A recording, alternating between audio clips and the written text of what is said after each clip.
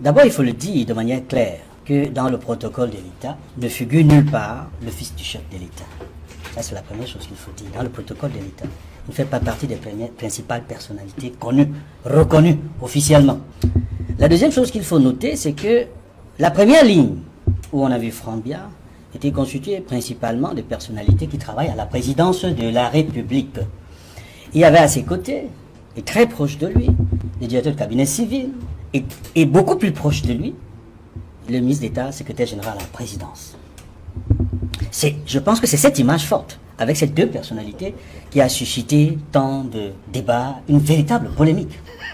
Frambia, a-t-il une fonction officielle que les Camerounais ne connaissent pas? C'est la première question que je vais poser. A-t-il une fonction officielle que les Camerounais ne connaissent pas? À la présidence de la République. Parce que s'il avait une fonction officielle connue et reconnue des Camerounais, la question ne se poserait pas. Les gens ne feraient aucune polémique. S'il a une fonction officielle connue et reconnue.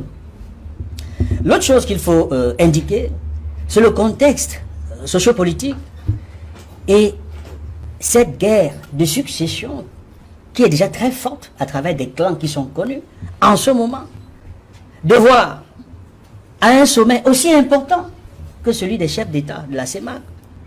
J'ai vu avec beaucoup d'intérêt l'arrivée des différents chefs d'État et particulièrement l'arrivée du général Mahamat Idriss Déby Itno, le fils de son père, ancien président tchadien assassiné. J'ai vu comment le chef de l'État Paul Biya l'a reçu, j'ai vu comment à ses côtés le chef d'État tchadien était comme avec son père.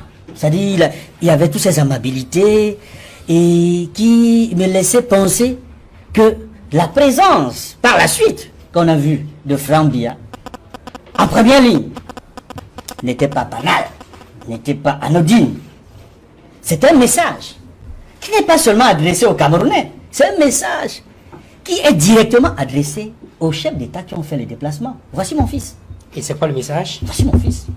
Mahamat Idriss Déby, tu es le fils du président Idriss Déby Itno, qui était mon ami. Voici ton frère. Non, je le dis terre à terre. En réalité... Mais il le savait déjà. Oui, il le savait déjà, mais il le rencontre, peut-être officiellement pour la première fois. Devant caméra. Devant caméra. Les médias nationaux et internationaux. Vous savez, en diplomatie, il n'y a pas que des discours. On bavarde, certes. Il y a des codes. Il y a des codes, il y a des symboles qui comptent en diplomatie. Dans sa présence, en ce lieu, à ce moment précis, avec ceux qui sont à côté de lui, n'est pas anodine. C'est un message fort dans le contexte actuel. Cela signifie quoi aussi? Cela signifie que la polémique n'est pas inutile. C'est nécessaire d'en discuter. Parce que, je le répète, officiellement, je voudrais bien comprendre comment il a pu se retrouver là. Parce que dans le protocole normal d'État, il ne devrait pas figurer là. Il n'aurait jamais dû se retrouver là. Sauf si la présidence nous sort un document pour nous dire qu'officiellement, il travaille à la présidence, il occupe telle fonction que les Camerounais ne connaissent pas. Je voudrais également dire autre chose. C'est que aujourd'hui, au Cameroun, comme dans l'ensemble de la sous-région, on a été habitué à voir des chefs d'État être remplacés par leur fils. C'est le cas au Tchad. C'est le cas au Gabon. C'est bientôt le cas en Guinée équatoriale. Parce que là, c'est un cas connu. Parce que Obiangema Bazogo a un de ses fils qui occupe officiellement et depuis plusieurs années le poste de vice-président, qui peut à tout moment succéder à son père, d'après leur constitution. Mais au Cameroun, ce n'est pas le cas. La constitution au Cameroun ne prévoit pas un poste de vice-président comme en Guinée équatoriale. La constitution du Cameroun a prévu un mécanisme de dévolution du pouvoir. Ça me rappelle une interview forte que le président Paul Biya a donnée lors d'un de ses passages en France. Il était interviewé par France 24 en 2009, quand on lui a posé la question du Dauphinat. Paul Biya a dit, et c'est clair, la question du Dauphinat ne se pose pas au Cameroun. La constitution a réglé les mécanismes de dévolution du pouvoir. Paul Biya l'a dit en son temps à France 24, en 2009, c'est-à-dire qu'il n'y a pas de question de Dauphinat. La Constitution a réglé les mécanismes d'évolution du pouvoir. Et le mécanisme prévoit qu'en cas de démission, qu'en cas d'empêchement, qu'en cas de décès. L'intérim est assuré par le président du Sénat. L'intérim est assuré par le président après le constat de la vacance de la présidence de la République par le Conseil constitutionnel. Par le Conseil constitutionnel. Lequel intérimaire n'a pas le droit d'être candidat à l'élection présidentielle. Et son rôle, c'est d'organiser au plus tard en 120 jours l'élection présidentielle dont il n'est pas candidat. C'est pour cela que je m'interroge également. C'est-à-dire après la première interrogation sur la présence du fils du président qui officiellement n'a pas un rôle, sauf si on nous prouve le contraire au peuple camerounais. La deuxième question, c'est la Constitution ayant prévu les mécanismes d'évolution du pouvoir. Si, d'aventure, l'idée serait de préparer l'opinion publique nationale et internationale au fait que, à l'idée que il est envisagé de manière forte une succession dynastique, il faudrait s'attendre que lors des prochains congrès, ou du prochain congrès du RDPC, rappelez-vous l'image forte qu'on avait constatée lors de l'anniversaire des 40 ans au pouvoir du président Paul Biya. On a vu Franck Biya rencontrer des lamidos avec l'écharpe du RDPC. Ne soyez pas surpris de le retrouver au prochain congrès du RDPC. C'est quand l'anniversaire du RDPC? C'est le 24 mars prochain. Attendez de voir. Peut-être qu'il faut lire encore les codes et les symboles. Si Franck Biya est visible, vous comprendrez davantage si quelque chose se prépare. 2 ans, effectivement, je parlais du grand soir. Plusieurs Camerounais n'ont pas cru en ce concept. Mais je crois que la majorité, oui, la plupart des Camerounais se rendent compte que, effectivement, ce grand soir sera extrêmement violent et brutal. Je dis bien violent et brutal, si rien n'est fait. Edmond parlait des mécanismes de d'évolution du pouvoir. Est-ce que vous êtes d'abord sûr que ce sera respecté? Vous êtes sûr que le président du Sénat va assurer l'intérim? C'est dans les textes, oui. Même au Tchad, c'était dans les textes, non? Ouais. Qui a été violé. Tout à fait. Non, il a renoncé, lui. Il a renoncé. Il a officiellement renoncé à assumer cet intérim. C'est ça. Et quand le président du Sénat Merci, renonce, Christian. qu'est-ce qui se passe après? Qui doit assurer donc cet intérim? C'est le premier vice-président du Sénat. Pourquoi il s'est tué au Tchad? Vous croyez qu'il a renoncé parce qu'il voulait renoncer? Non, pas du tout. Sous la contrainte. Voilà. Non, ce qui s'est passé au palais est inadmissible et intolérable en politique. Je dis c'est inadmissible et intolérable. Si on n'est plus dans un état, on n'a qu'à nous le dire. On n'a qu'à nous le dire. Qu'est-ce qui peut justifier que dans la salle des actes, pour une réunion, pour une conférence qui regroupe au total 6 chefs d'État, que le fils du président de la République, qui n'a aucune fonction officielle, se retrouve assis devant les ministres d'État? Qu'est-ce qui peut expliquer ça? Ça doit certainement faire l'objet d'une thèse en sciences politiques. Et même celui qui va soutenir ça aura 0 sur 20 dans sa thèse. Et le jury va lui donner 0 sur 20. Autant mieux ne pas faire la thèse. Pour dire que c'est un scandale. C'est un scandale. Mais vous croyez que d'autres chefs d'État ne sont pas venus avec leur fils? Pourquoi? Quand on vient traiter des affaires d'État, qu'est-ce que le fils du chef d'État qui n'a aucune fonction officielle vient faire? Au point de s'exhiber devant tout le monde, en mondovision.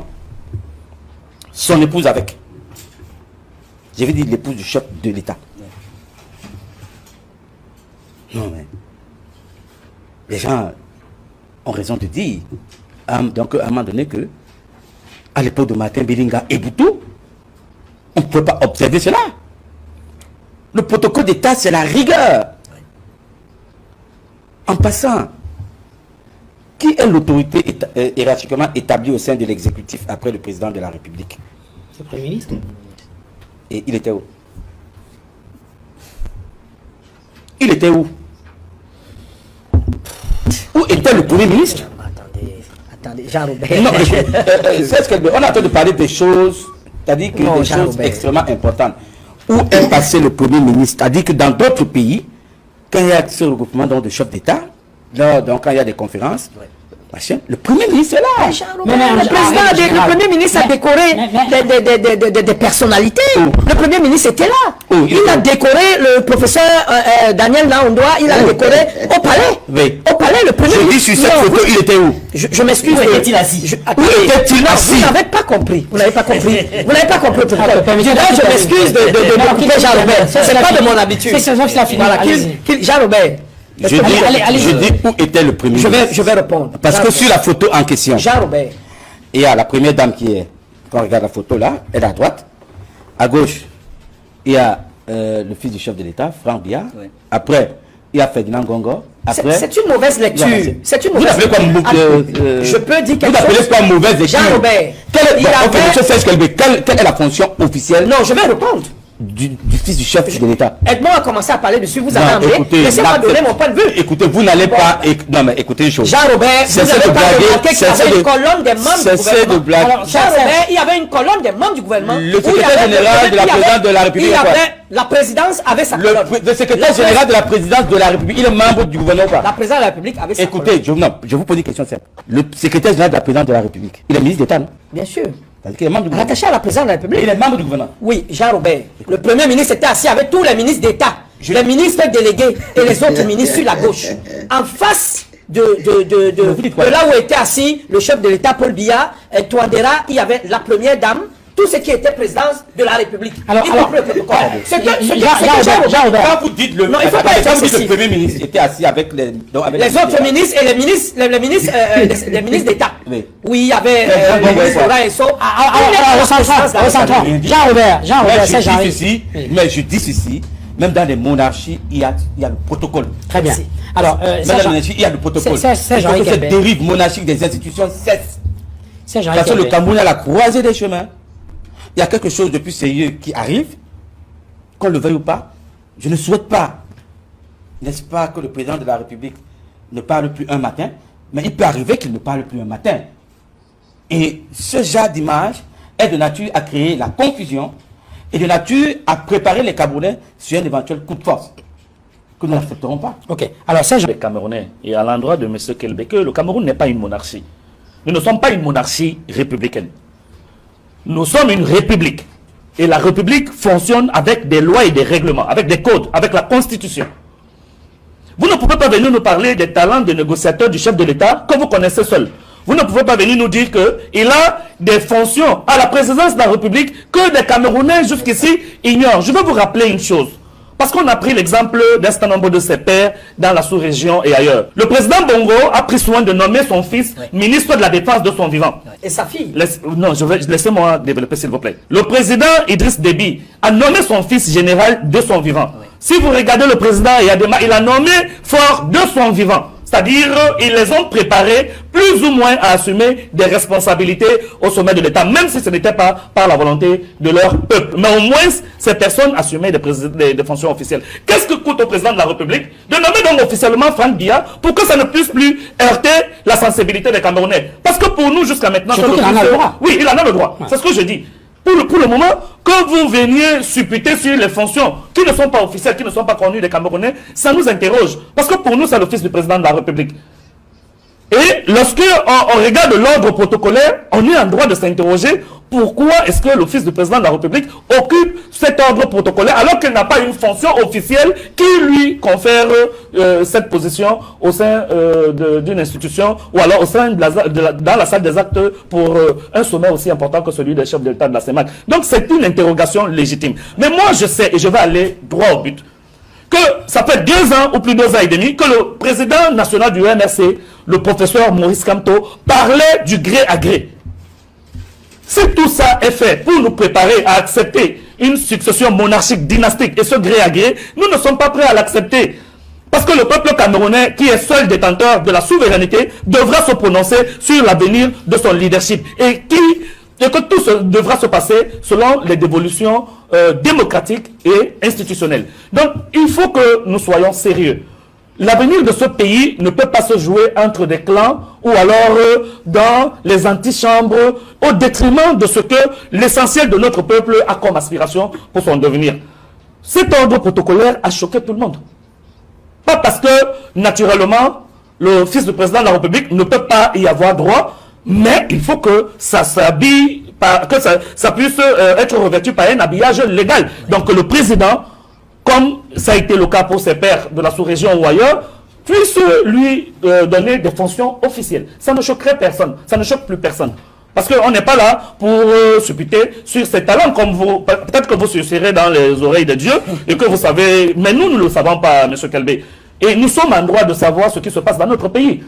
L'avenir de ce pays nous intéresse tous, parce que c'est notre avenir à nous tous, c'est l'avenir de nos enfants. Ce n'est pas une affaire de mystification ou de mysticisme qui concerne quelques personnes et qui peuvent interpréter des gestes ou des codes de la République à leur propre... Bonsoir les enfants, c'est papa. Je crois que ça c'est le dernier, hein, un peu lourd mais bien pour dormir. Au moins on est sûr et certain. Tu vois le petit Francky que le peuple veille. Parce que la faire passer par derrière comme si on n'était pas là éveillé. Je voulais féliciter tous ces gens, hein Yoda. Ils sont éveillés, ils voient comment le bonhomme essaye de ramper les enfants. L'infaisable et l'inacceptable n'arrive pas. Passez une bonne nuit les enfants. C'était papa.